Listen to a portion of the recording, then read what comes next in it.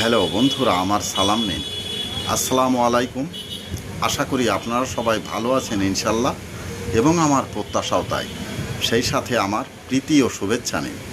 আজ এ পর্যায়ে যে বিষয়ে কথা বলবো তা হচ্ছে, মানুষ যখন চিন্তা করে তখন সে তার আত্মা বা মনের সাথে অত্যন্ত গভীরভাবে বা আন্তরিকতার সাথে কথা বলে। এভাবেই সে নিজের সিদ্ধান্ত তৈরি করতে পারে।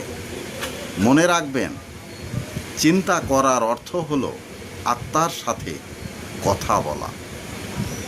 এ পর্যায়ে এখানেই রাখছি।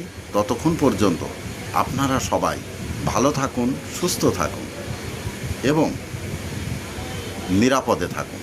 শুভ কামনা নিরন্তর সবার জন্য সবসময়। ধন্যবাদ ফেসবুক মেটা, ধন্যবাদ সকল বন্ধুসহ সবাইকে।